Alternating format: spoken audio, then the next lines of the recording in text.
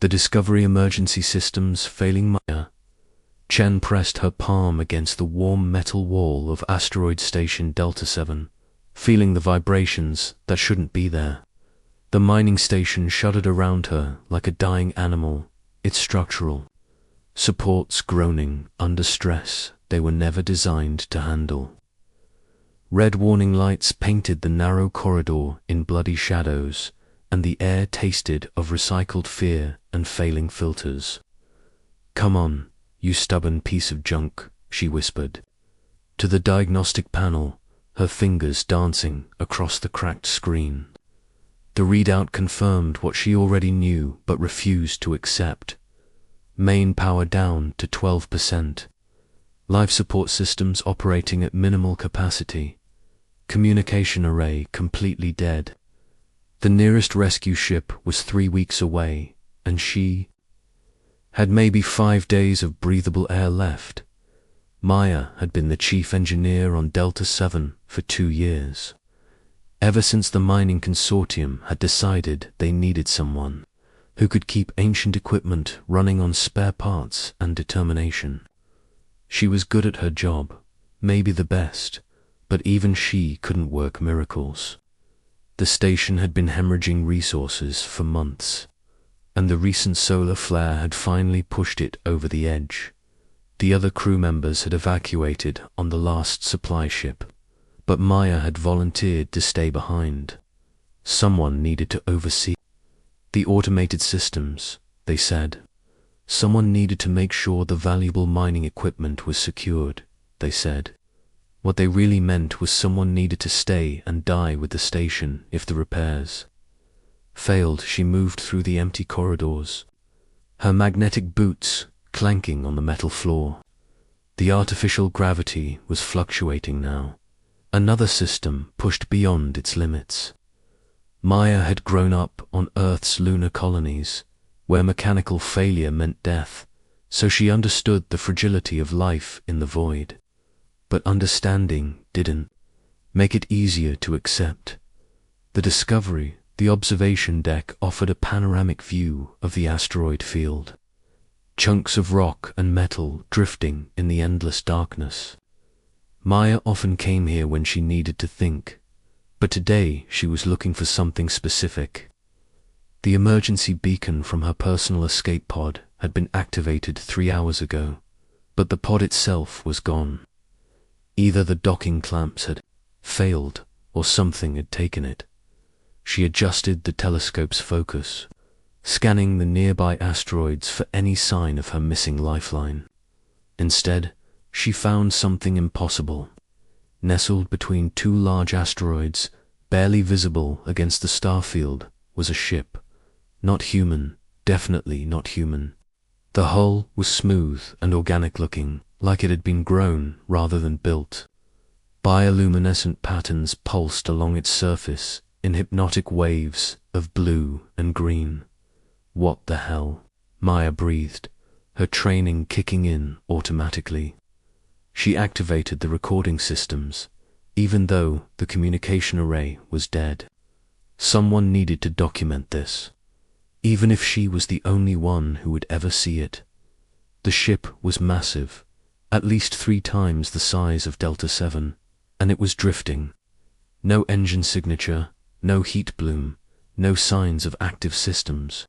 It looked as dead as her station, but something about those pulsing lights suggested otherwise. Maya had never seen anything like it in all her years of engineering, and she had studied every known ship design in human space. First contact protocols demanded she report the discovery immediately, but her communication systems were down.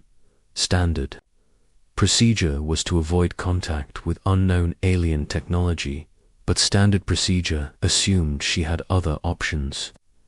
Maya stared at the alien vessel for a long moment, weighing her choices. Stay on Delta 7 and die slowly, or take the biggest risk of her life. She chose risk.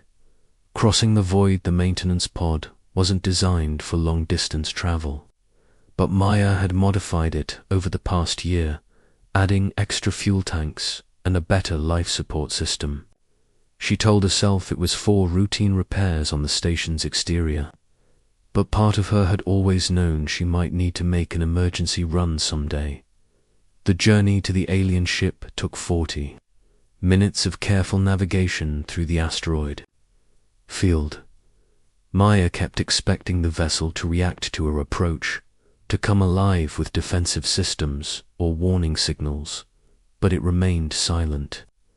The bioluminescent patterns continued their steady pulse, like a heartbeat in the void, up close. The ship was even more impressive. The hull seemed to be made of some kind of organic polymer, smooth and seamless. There were no obvious weapon ports, no communication arrays, no recognizable technology at all. It was beautiful and terrifying in equal measure. Maya found what might have been an airlock, a circular depression in the hull surrounded by glowing symbols. She positioned the maintenance pod's docking tube against it and waited. For a moment, nothing happened. Then the symbols flared brighter, and the hull began to iris open like a flower blooming in reverse. The alien ship's atmosphere was breathable, according to her scanners, but Maya kept her helmet on anyway. She had no idea what kind of pathogens or toxins might be floating around in there. The airlock cycled through what seemed like a standard decontamination sequence, then opened into a corridor that took her breath away. Inside the living ship, the interior of the alien vessel was unlike anything Maya had ever seen. The walls were smooth and curved, pulsing with the same bioluminescent patterns as the exterior. It felt organic, alive, like she was walking through the arteries of some massive creature. The air hummed with a subsonic vibration that seemed to resonate in her bones. Emergency lighting provided a soft blue-white glow that made everything look dreamlike. Maya activated her suit's recording systems and began exploring, her engineering mind automatically cataloging details. The ship's design was incredibly efficient, with no wasted space or unnecessary components. Everything flowed together in perfect harmony. She found what might have been a control room, filled with crystalline structures that pulsed with inner light. The surfaces were covered in symbols that seemed to shift and change when she wasn't looking directly at them. Maya approached one of the larger crystals, her scientific curiosity overriding her caution. The moment her gloved hand touched the surface, the room exploded with light. The holographic crew, when Maya's vision cleared, she was no longer alone. 3 figures stood before her, tall and elegant, with elongated limbs and faces that seemed almost human but not quite.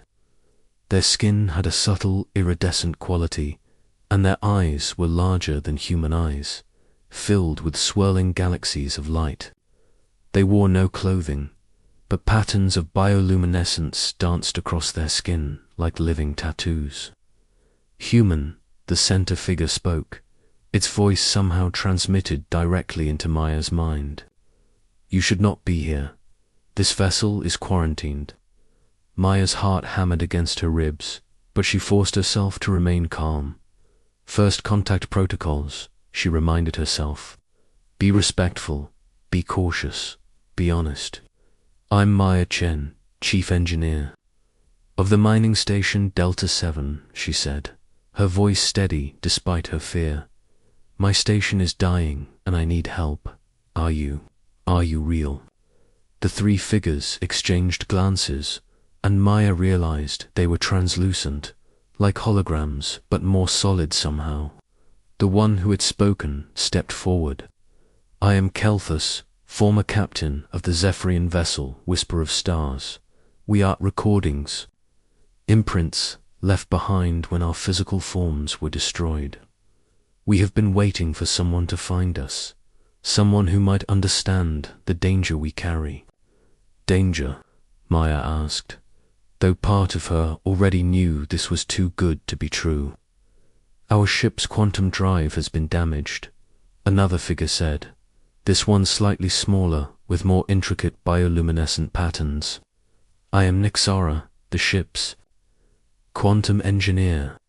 The drive creates rifts in space-time, allowing instantaneous travel between distant points. But something went wrong during our last jump. The third figure, who had remained silent, finally spoke. I am Veltar, the ship's consciousness keeper. We opened a rift to a dimension that should not exist, and something followed us back. Drive is still active, still connected to that place. We have been trying to contain it, but our power is failing.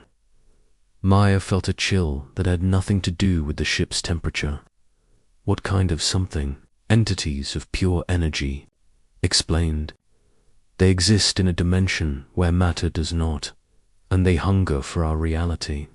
They want to consume everything, to convert all matter into energy and add it to their realm. We managed to seal the rift, but only temporarily. The quantum drive is still resonating with their dimension.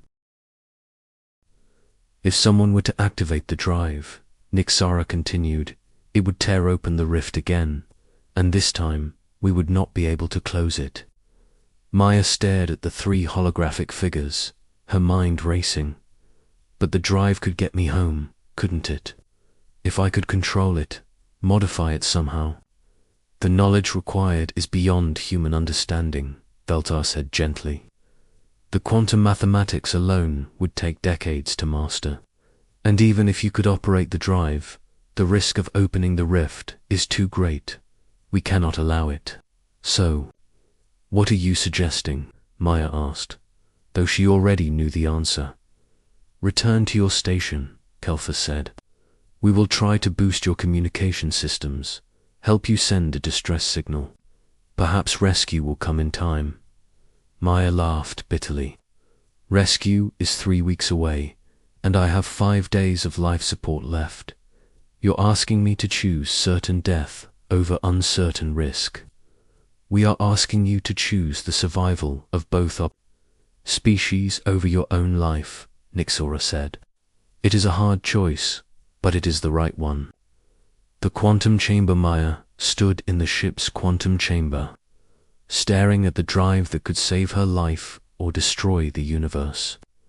The chamber was a sphere within a sphere, its walls lined with crystalline matrices that pulsed with contained energy. At the center, suspended in a web of force fields, was the quantum core itself, a perfect sphere of what looked like liquid starlight.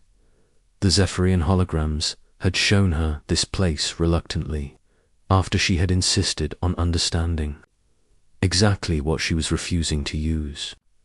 The drive was beautiful in its complexity, a fusion of technology and biology that seemed to exist at the intersection of science and art. The mathematics are encoded in the crystal matrices, Nixara explained, her holographic form flickering. Slightly, the ship's consciousness interprets the calculations and executes the jump, but the damage has corrupted some of the base equations. Maya studied the crystalline structures, her engineer's mind automatically analyzing their construction. These patterns, they're not random. They're like circuit boards, but in 3 dimensions. And these energy flows. She paused, something clicking in her mind. This is quantum entanglement on a macro scale. You're not just moving through space. You're temporarily existing in multiple states simultaneously. Impressive, Veltar said. Your species' understanding of quantum mechanics is more advanced than we realized, but not advanced enough to safely operate the drive, Kelthas added quickly. The margin for error is impossibly small. One miscalculation, one moment of quantum decoherence, and the rift tears open permanently. Maya reached out toward the quantum core, stopping just short of touching it. The energy radiating from it made her skin tingle, and she could feel something vast and alien pressing against the boundaries of reality. The entities from the other dimension were still there, still trying to break through. What if I don't activate the drive? She asked. What if I just try to repair the damage? Shore up the containment, make sure the rift stays sealed. The three holograms exchanged glances. The ship's systems are failing, Nyxora said. Without constant maintenance, the quantum isolation will degrade. Eventually, the rift will open on its own. How long do we have? Days, perhaps weeks. The degradation is accelerating. Maya closed her eyes, feeling the weight of impossible choices. Stay and die, or risk everything for a chance at life. But now there was a third option, one that terrified her more than death itself. She could try to fix the unfixable, to prevent a catastrophe that would consume both universes. Show me, she said quietly. Show me how to repair the containment. The warning the holographic crew led Maya deeper into the ship, to a chamber she hadn't seen before. The walls here were covered in what looked like hieroglyphics, but as she watched, the symbols began to move and change, forming new patterns and meanings. This is our archive, Veltar explained, the complete record of our encounter with the energy entities. We want you to understand what we faced, what we're trying to prevent. The walls came alive with images showing the whisper of stars in its prime. Maya saw the Zephyrian crew at work, their bioluminescent patterns pulsing in harmony as they prepared for what they believed would be a routine quantum jump. She saw the moment when everything went wrong. The rift opened not in normal space, but in the fabric of reality itself. Through it came things that defied description, entities of pure energy that moved with malevolent intelligence. They reached through the rift like grasping hands, trying to pull themselves into the material universe. They are not evil in the way your species might understand, Kelthers said as Maya watched the battle unfold. They are simply trying to exist. But their existence requires the conversion of all matter into energy. They cannot help but consume everything they touch. Maya watched in horror as several Zephyrian crew members were caught by the entity's touch. They didn't die, exactly. Instead, they began to dissolve, their matter converted into pure energy and absorbed by the creatures. But their consciousness remained trapped within the entity's forms, screaming silently as they were consumed. We managed to close the rift, Nyxara continued, but the damage was done. The quantum drive remained partially connected to their dimension, and the entities learned about our universe. They have been trying to break through ever since. The ship's consciousness barely contained the quantum resonance, Veltar added. We knew that if anyone found the vessel, they might try to use the drive. So we recorded ourselves, uploaded our consciousness to the ship's systems to serve as guardians and warnings. Maya felt sick, and I almost activated it. I almost let them through. You didn't know, Kelthus said gently. But now you do. The question is, what will you do with this knowledge? Maya looked around the archive chamber, at the walls covered with the history of the Zephyrian people's greatest failure. She thought about her dying station, her dwindling air supply, the rescue ship that was still weeks away. She thought about the entities pressing against the boundaries of reality, waiting for their chance to consume everything she had ever known. I need to think, she said finally. I need to understand my options. The holograms nodded and faded away, leaving Maya alone with the weight of two universes pressing down on her shoulders. She had perhaps 5 days to live, and in that time she had to decide whether to save herself, save everyone, or watch helplessly as both universes died. The quantum core pulsed in its containment field, a beautiful and terrible star that held the power to create or destroy worlds. Maya closed her eyes and began to plan. The choice, the deep dive. Maya spent the next 18 hours learning everything she could about Zephyrian technology.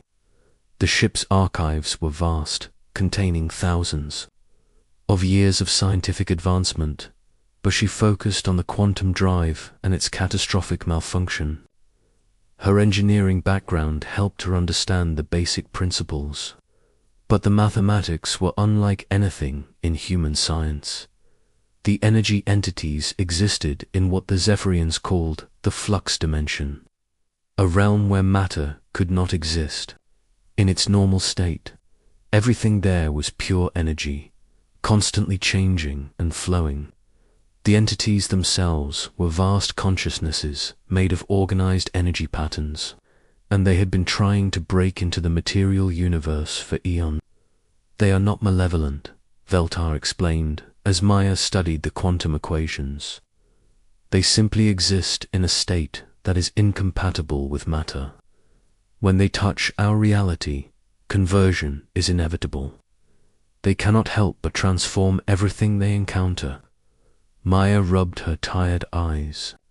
She had been working without sleep, knowing that every hour brought her closer to suffocation on her dying station. But why do they want to come here? What's so appealing about our universe? Stability, Nyxara said.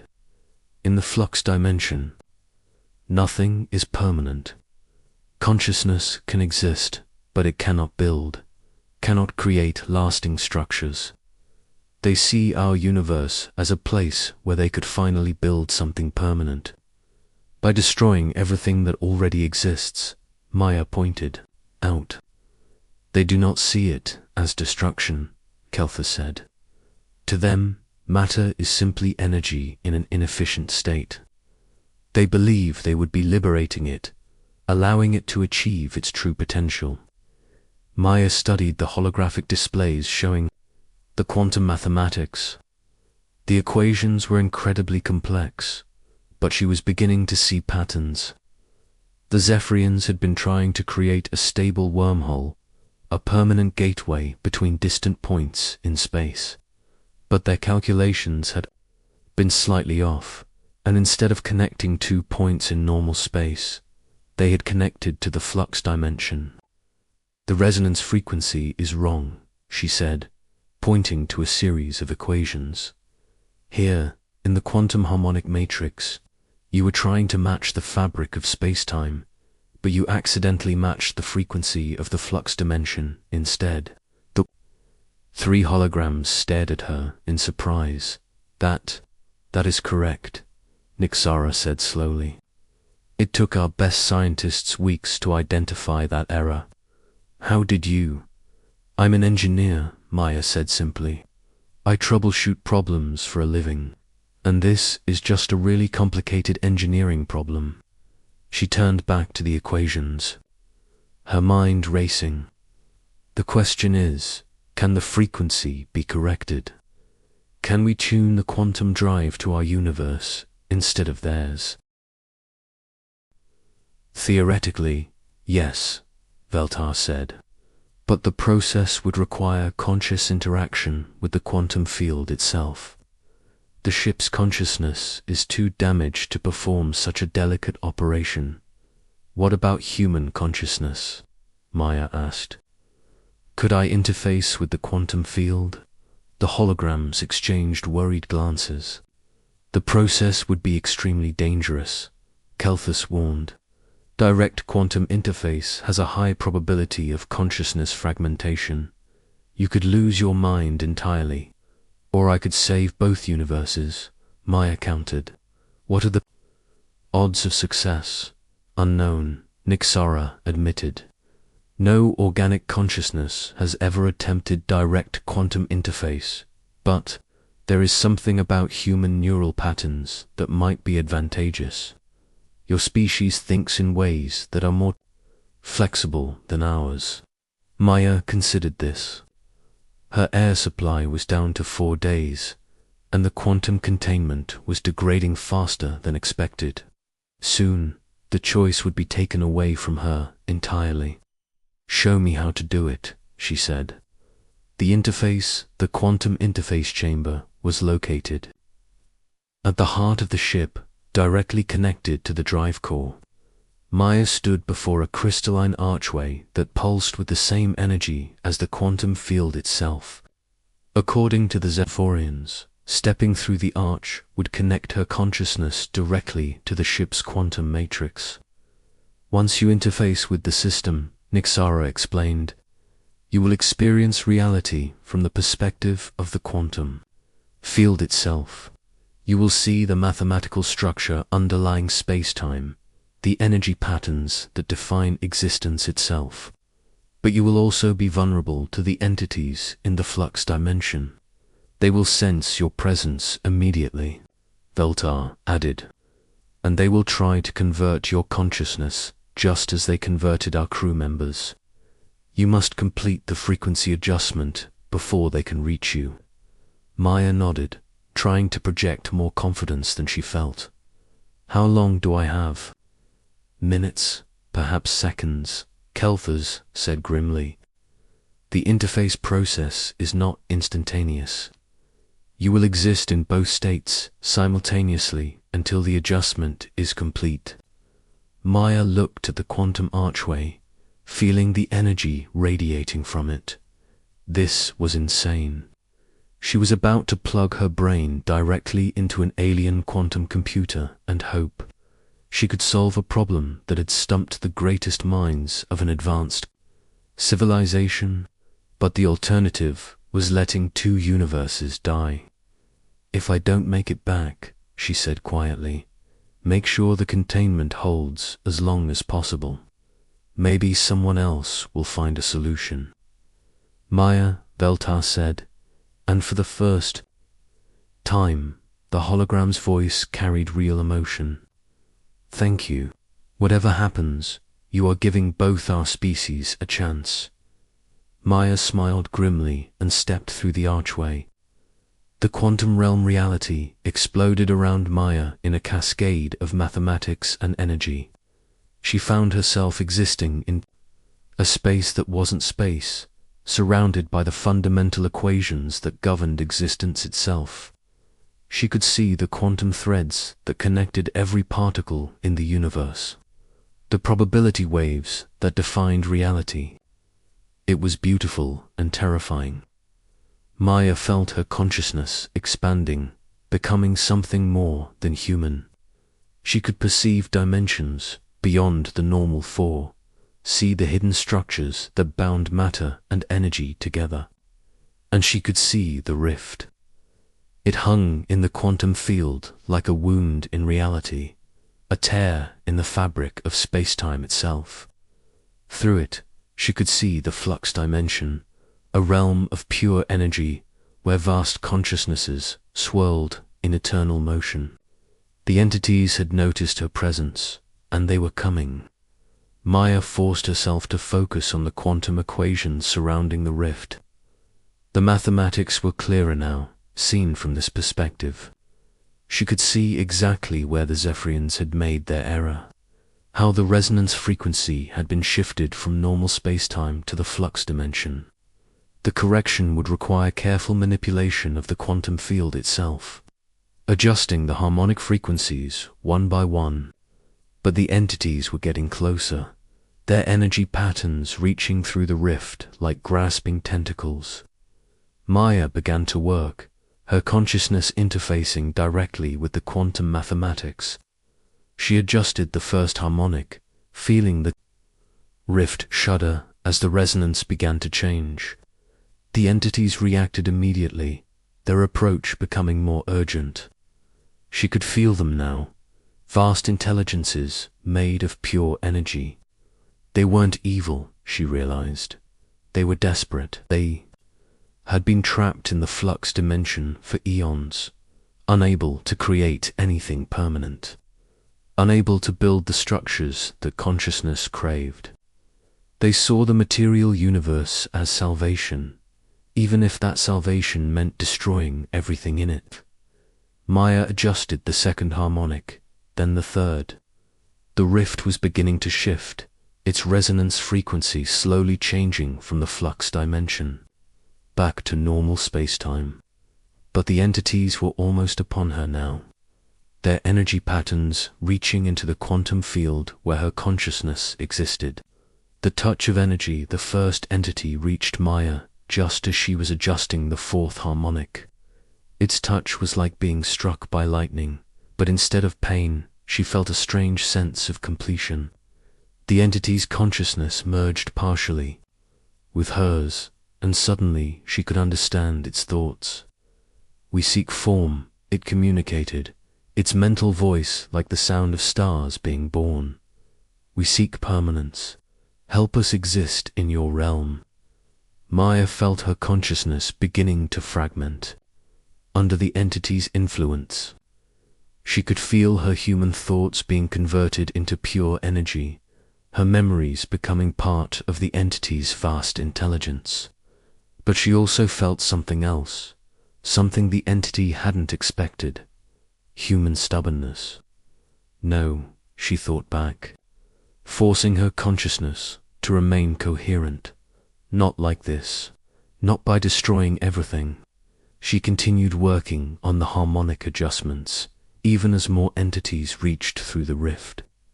They surrounded her consciousness, trying to convert her completely, but Maya held on to her humanity with desperate determination.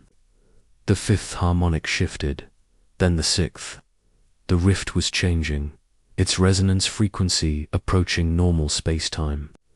But Maya could feel herself losing coherence, her consciousness scattered across multiple quantum states. "Stop," the entities pleaded. "You close our only path to form. You condemn us to eternal flux." Maya paused, her human compassion warring with the necessity of sealing the rift. The entities weren't evil. They were suffering, trapped in a dimension where nothing could be permanent. But their salvation would mean the destruction of everything she had ever known. "I'm sorry," she whispered, her voice echoing through the quantum field, "but I can't let you destroy my universe." She made the final adjustment, shifting the seventh harmonic back to its proper frequency. The rift began to close, its connection to the flux dimension severing. The entity's desperate cries echoed through the quantum field as they were pulled back into their realm of eternal change. But the process was incomplete. The rift was closing, but not sealing. Without a constant power source to maintain the new frequency, it would eventually drift back to the flux dimension.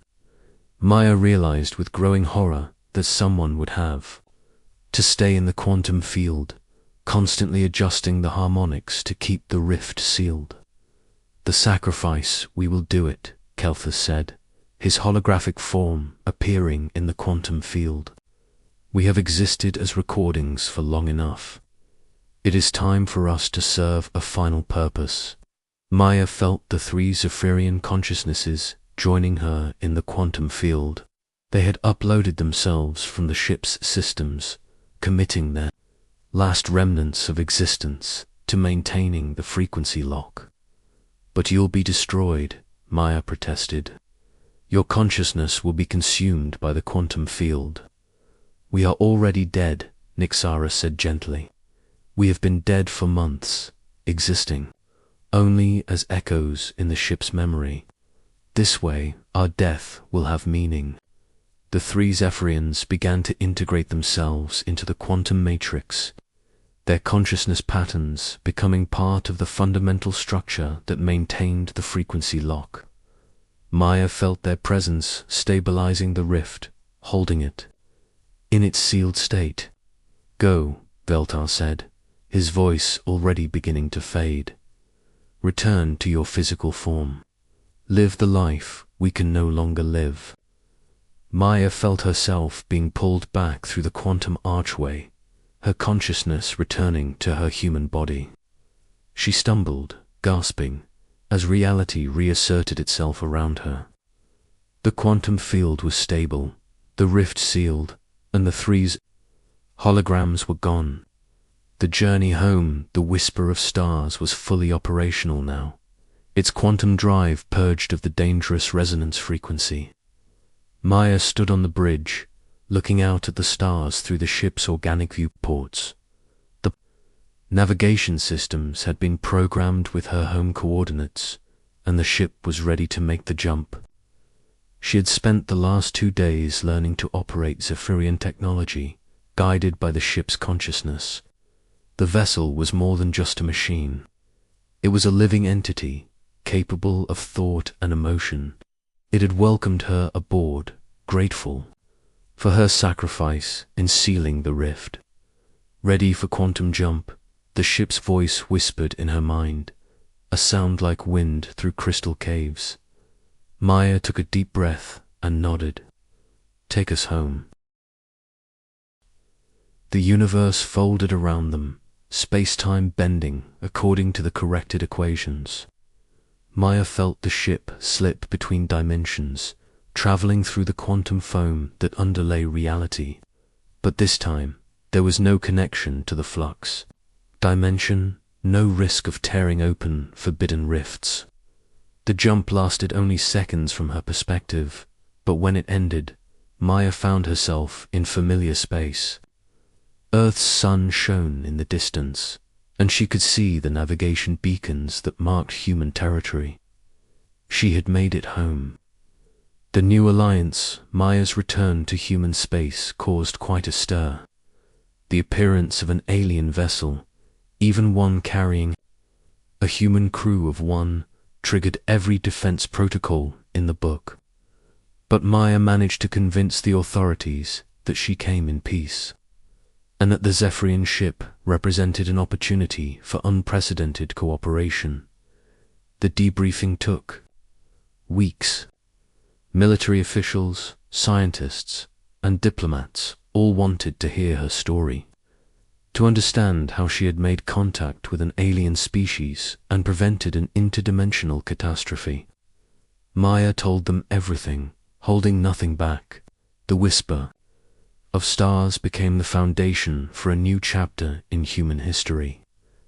The ship's consciousness served as an ambassador, teaching human scientists about Zephyrian technology and philosophy. In return, humans shared their own knowledge, their unique perspective on problem-solving and innovation. Maya found herself at the center of it all, the bridge between two species. She had saved both universes through sheer determination and ingenuity, proving that sometimes the most important qualification for solving impossible problems was simply refusing to give up. The Zephyrian ship now orbited Earth, a symbol of cooperation between species, and sometimes, late at night, Maya would visit the quantum chamber where 3 heroes had sacrificed themselves to save everyone. She would whisper her thanks to the quantum field, knowing that somewhere in the mathematical structure of reality, their consciousness lived on. The universe was vast and full of wonders, but it was also full of dangers. Maya had learned that the hard way, but she had also learned that when different species worked together, when they combined their unique strengths and perspectives, they could overcome any challenge, even impossible ones. The story of Maya Chen and the Whisper of Stars spread throughout human space, inspiring a new generation of engineers and explorers. They called it the Quantum Salvage, the greatest rescue mission in human history. But Maya knew it was more than that.